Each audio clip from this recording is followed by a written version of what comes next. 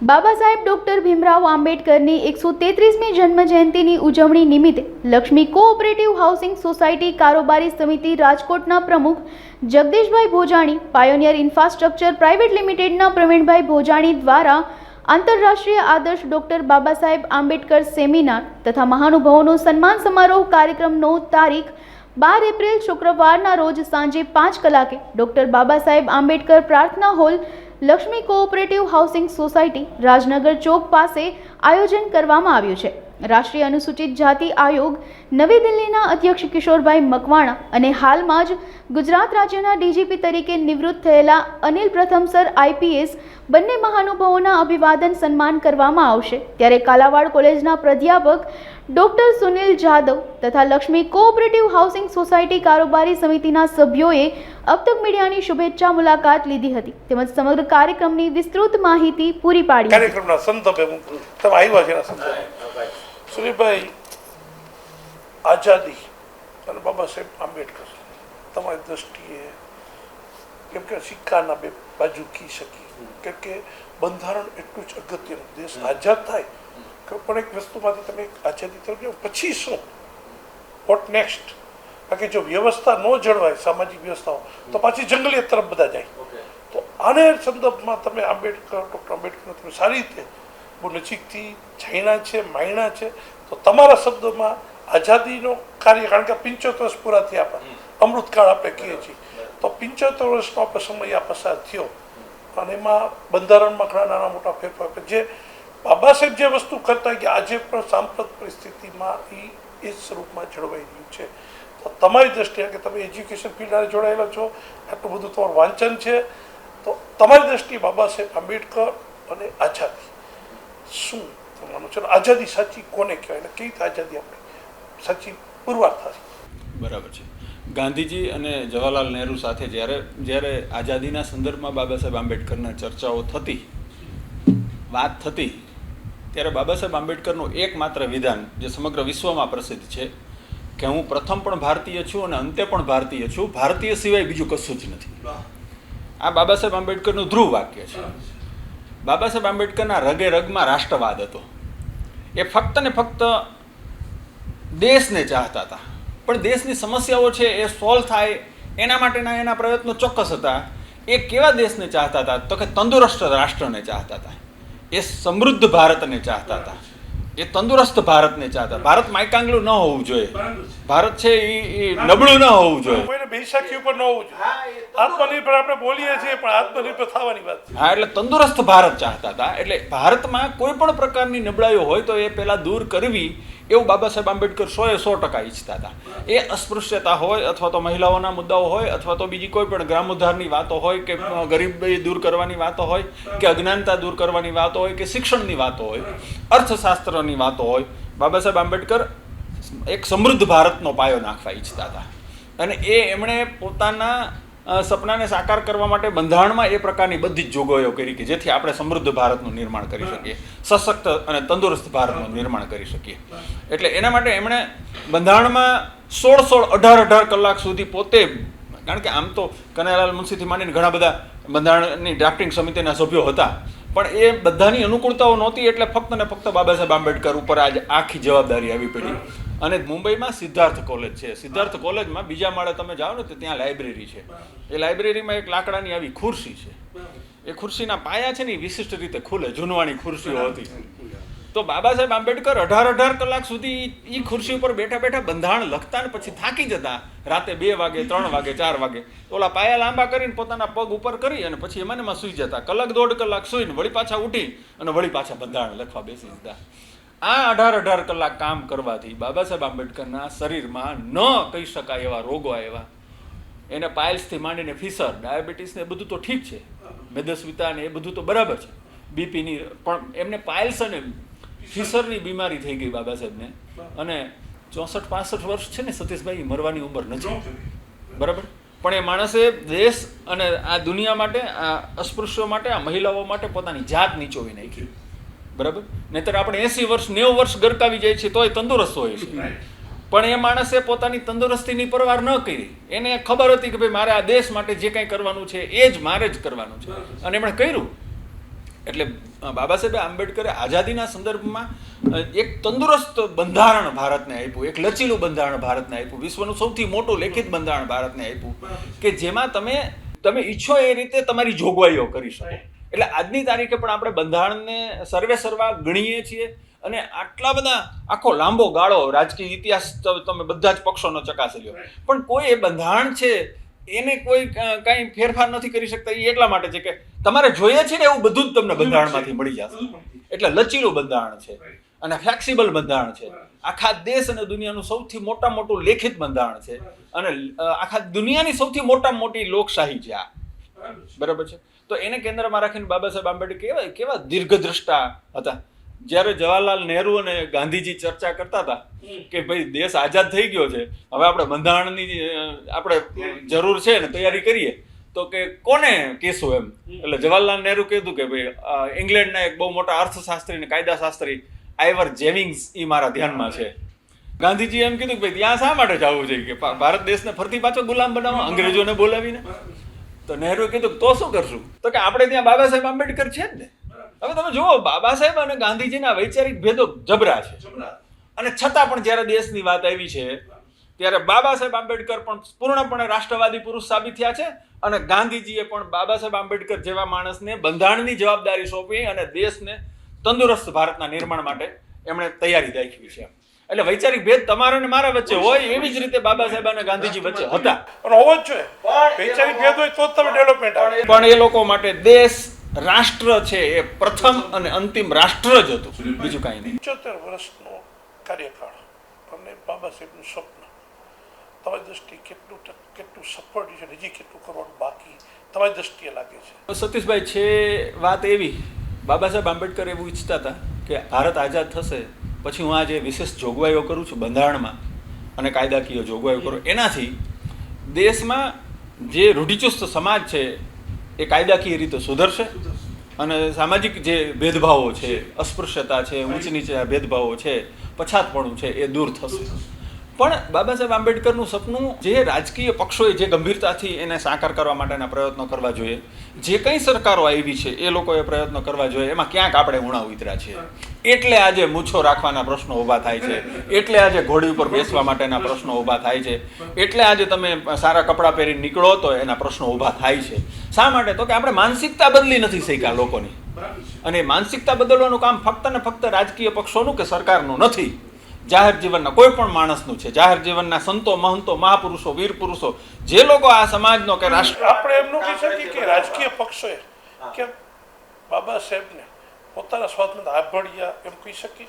આપણે આભળછેટની વાતો કરી, પણ રાજકીય પક્ષોએ આભળીએ એવું આપણે ન કહી શકીએ. એની જે વિચારધારા, એનું જે દેશ નિર્માણની વાત હતી, રાજકીય પક્ષે પોતાના વ્યક્તિગત અથવા પોતાના પક્ષના સ્વાર્થ માટે થઈને અને દરેકે પોતપોતાના બાબા સાહેબને અલગ રીતે જોવાની કોશિશ કરી અથવા સમાજને એવી રીતે બતાવવાની કોશિશ કરી. આપણા માટે કમનસીબી કહી શકાય. તમને એના માટે કહું, બાબા સાહેબ અમારે એક વાત એવી અમે કહેતા હોઈએ છીએ જાહેર માઇક ઉપરથી કે બાબા સાહેબ આંબેડકરને માનીએ છીએ પણ બાબા સાહેબ આંબેડકરની વાતને નથી માનતા આપણે. બરાબર છે? બાબા સાહેબ બધાને જોઈએ છે, કારણ કે બાબા સાહેબ વિના ચાલે એમ નથી. 16% દલિતો છે આખા દેશમાં અને એ 16% તમે નિગ્લેક્ટ ન કરી શકો. અને એના દેવ એકમાત્ર બાબા સાહેબ આંબેડકર છે. બરાબર છે? એટલે કોઈ પણ પોલિટિકલ પાર્ટીને બાબા સાહેબ આંબેડકરના પગ પકડ્યા વિના ચાલે એમ જ નથી. આ બહુ મારું ગંભીરતાપૂર્વકનું વિધાન છે. બરાબર છે? અને બહુ જાગૃત અવસ્થામાં કરી રહ્યો છું. કોઈ પણ પોલિટિકલ પાર્ટીને બાબા સાહેબ આંબેડકરના પગમાં પડ્યા વિના ચાલે એમ નથી. કારણ કે બાબા સાહેબ આંબેડકર જીવંત આંબેડકર કરતા મૃત આંબેડકર અધિક બળવત્તર છે. એક વાક્ય છે આપણા કોઈ મહાપુરુષ. બરાબર? એ સમયમાં એ એટલા બધા બાબા સાહેબ આંબેડકર પ્રસ્તુત નહોતા, પણ અત્યારે બાબા સાહેબ આંબેડકર વિના ચાલે એમ નથી. બરાબર? SC ST OBC અથવા તો જે કાંઈ વર્ગો છે જેનો બાબા સાહેબ આંબેડકરે ઉદ્ધાર કર્યો છે એવા આખા 80% વર્ગ આ દેશનો એ બાબા સાહેબ આંબેડકરને અત્યારે માની રહ્યો. કારણ કે એ લોકોને ખબર છે કે અમે જે કાંઈ મુક્તિના શ્વાસ લઈ રહીએ છીએ એ ફક્ત ને ફક્ત બાબા સાહેબ આંબેડકરને આભારી છે. એટલે બાબા સાહેબ આંબેડકર વિના અત્યારે કોઈને ચાલે એમ નથી, એને નિગ્લેક્ટ કરી શકાય એમ પણ નથી. બરાબર? એટલે અત્યારે બધા જ પ્રકલ્પો જે ચાલી રહ્યા છે, બરાબર છે, એ ચાલી રહ્યા છે, પણ એનો આવકાર છે. પણ તમે હમણાં રિઝર્વ બેંકનો દિવસ ગયો, બરાબર, સ્થાપના દિવસ ગયો, ત્યારે બધા સોશિયલ મીડિયા તમે ચેક કરો બાબા સાહેબ આંબેડકર તમને દેખાશે. કારણ કે બાબા સાહેબ આંબેડકર છે એ દીર્ઘદ્રષ્ટા હતા, એ અર્થશાસ્ત્રના વિદ્વાન હતા, અને એમણે એમ કીધું કે આ આર્થિક રીતે સાધન સંપન્ન દેશને બનાવવો હોય તો તમારે આવી એક મજબૂતી વ્યવસ્થા આપવી પડે. અને રિઝર્વ બેંકની સ્થાપનાનો એમનો કોલ હતો, એમનું સપનું હતું, અને એ સાકાર આપણે કહ્યું છે. ભાઈ રાજકોટ અને બાબા સાહેબ, કારણ કે રાજકોટની સાથેનો પણ એનો નાતો એક અલગ જ હતો. એની પણ ઘણી ઘટનાઓ રાજકોટ સાથે જોડાયેલી છે. કારણ કે જ્યારે કાર્યક્રમ રાજકોટમાં થઈ રહ્યો છે તો આપણે રાજકોટની અને બાબા સાહેબની બેયની આજે બેયને યાદ કરી, કારણ કે ક્યાંક બંનેના ક્યાંક સંબંધ, ક્યાંક એને રાજકોટનું આકર્ષણ હતું, ક્યાંક એને ખેંચાણ હતું એમ કહી શકીએ. રાજકોટના બાબા સાહેબનું તમે કેવી રીતે? 18-19 એપ્રિલ 1939ના રોજ રાજકોટમાં બાબા સાહેબ આંબેડકર આવેલા. ત્યારે રાજકોટનો સત્યાગ્રહ ચાલતો હતો, બરાબર. ઢેબરભાઈથી માંડી અને ગાંધીજી અને સરદાર વલ્લભભાઈ પટેલના લોકો સુધીના દેશના ટોચના મહાનુભાવો રાજકોટમાં ધામા નાખીને બેઠા હતા. રાજકોટની પ્રજા ઉપર એ સમયમાં અત્યાચારો થઈ રહ્યા હતા, બરાબર છે. તો પ્રજા પરિષદ દ્વારા એ આખું આંદોલન ચાલતું હતું, અને એ આંદોલનની નેતાગીરી સરદાર વલ્લભભાઈ પટેલ અને ગાંધીજી લેતા હતા. કસ્તુરબાને અને મણિબેનને જેલમાં પૂરવામાં આવ્યા ત્રંબામાં, આપણે બધા જાણીએ છીએ એ આખો ઇતિહાસ. ત્યારે પત્ર લખ્યો હતો કસ્તુરબાએ કે ભાઈ એકવાર તમે આવો, એટલે ગાંધીજી બધું મૂકીને પછી રાજકોટ આવ્યા હતા. અને ગાંધીજી રાજકોટ આવ્યા એટલે રાજકોટનો સત્યાગ્રહ છે એ રાષ્ટ્રીય લેવલનો સત્યાગ્રહ થઈ ગયો. પછી વીરાવાળા એ દિવાન હતા, એને એમ થયું કે બાબા સાહેબ આંબેડકરને હું અહીંયા લાવું તો દલિતોના હક અને અધિકાર માટે આ લોકો જે વાત કરે છે એમાં દલિતોના હક અને અધિકારની વાત નથી આવતી, એટલે શેડ્યુલ કાસ્ટના લોકોના હક અને અધિકારો એનું પ્રતિનિધિત્વ થાય એના માટે બાબા સાહેબ આંબેડકરને એ લોકોએ આમંત્રણ આપ્યું. અને બાબા સાહેબ આવ્યા અને ઢેબરભાઈના ઘરે ગાંધીજી અને બાબા સાહેબ આંબેડકરની મુલાકાત થઈ. 18 એપ્રિલે બાબા સાહેબ આંબેડકર 1939ના દિવસે અહીં રાજકોટમાં આવ્યા, અને બપોર પછી એમની મુલાકાત થઈ. અને ગાંધીજી સાથે એમણે કીધું બાબા સાહેબે કે ભાઈ તમે આ જે ઉપવાસ આંદોલન કરી રહ્યા છો એ લીગલી નથી, અને આમાં તમે જે આ જે આખી આંદોલનની પ્રવૃત્તિ કરો છો એમાં તમે લીગલી નહીં ફાવો. કારણ કે બાબા સાહેબ તો કાયદાના અભ્યાસો હતા, એટલે એને કીધું કે તમે આંદોલન કરશો એનાથી નહીં થાય તમારું કામ. અને આપણને બધાને ખબર છે કે રાજકોટમાં બાબા સાહેબ આંબેડકર છે એણે જેમ કીધું હતું ને એમ જ થયું. ગાંધીજી સૌથી પહેલી વાર રાજકોટમાંથી નાસીપાસ, ના હિંમત અને પરાજિત થઈને નીકળ્યા, અને કીધું કે રાજકોટની ધરતી ઉપર હવે હું કોઈ દિવસ પગ નહીં મૂકું. ગાંધીજીએ કીધું હું જીવીશ ને ત્યાં સુધી રાજકોટની ધરતી ઉપર પગ નહીં મૂકું. અને બાબા સાહેબ આંબેડકરની વાત સાચી પડી, ગાંધીજીએ પાછી પાની કરવી પડી, બરાબર છે. તો એ આખો ઇતિહાસ છે. પણ બાબા સાહેબ આંબેડકર રાજકોટમાં આવ્યા, અને બાબા સાહેબ આંબેડકરે સાંજે સોરઠિયા પ્લોટમાં દલિતોને ભેગા કરીને એની સભા સંબોધી. અને ત્યારે એમણે એમ કીધું કે ભાઈ તમારો ઉદ્ધાર તમારે તમારી જાતે કરવાનો છે, તમારો ઉદ્ધાર કરવા માટે કોઈ નથી આવવાનું.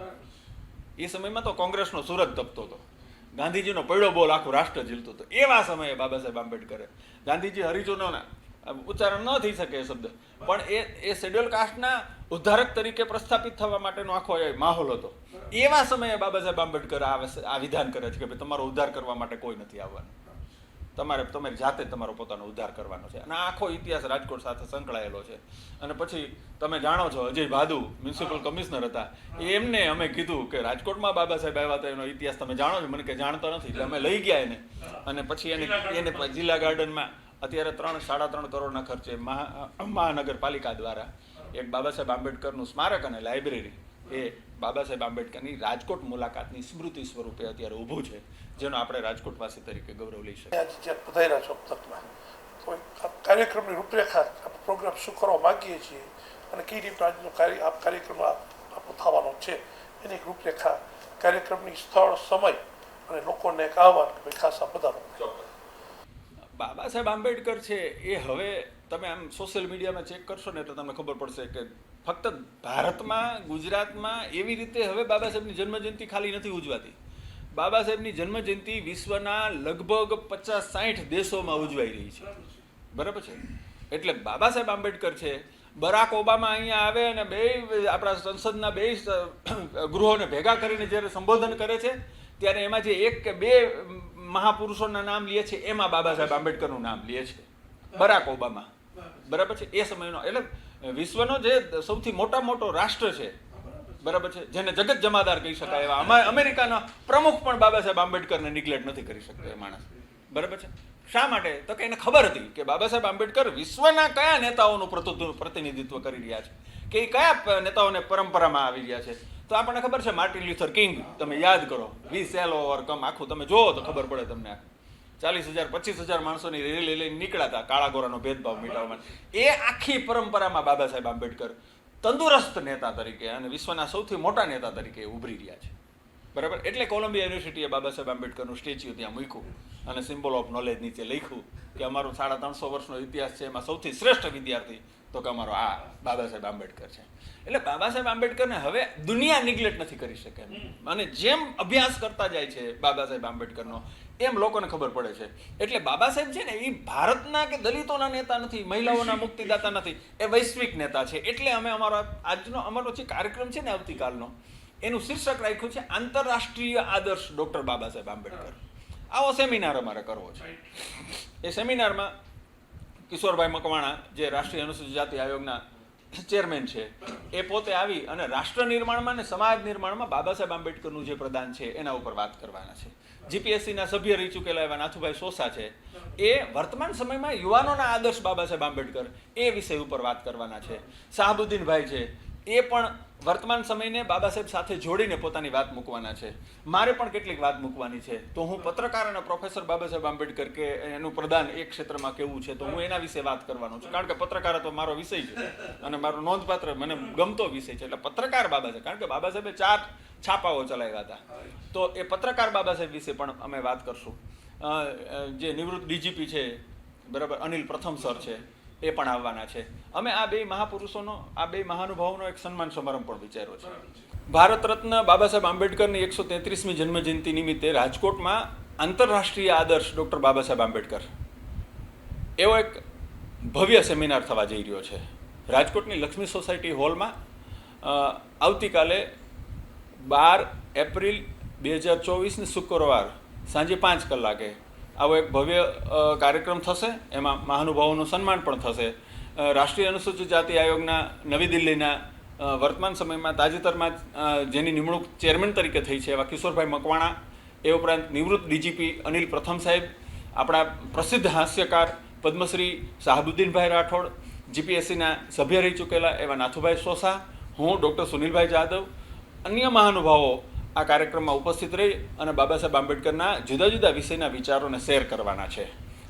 એની સાથે રાષ્ટ્રીય અનુસૂચિત જાતિ આયોગના જે ચેરમેન છે કિશોરભાઈ મકવાણા અને નિવૃત્ત ડીજીપી એવા અનિલ પ્રથમ સાહેબનું અભિવાદન પણ થવા જઈ રહ્યું છે.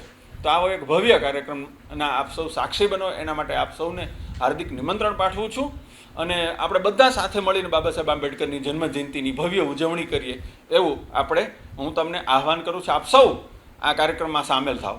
સાથે જો તમે આ કાર્યક્રમમાં સામેલ ન થઈ શકો તો એક આનંદના સમાચાર એ પણ તમને આપું કે અબતક ચેનલ અને સતીશભાઈ મહેતા મારા તો અંગત મિત્ર છે, તો અબતક ચેનલ દ્વારા આ આખો કાર્યક્રમ લાઈવ થવાનો છે.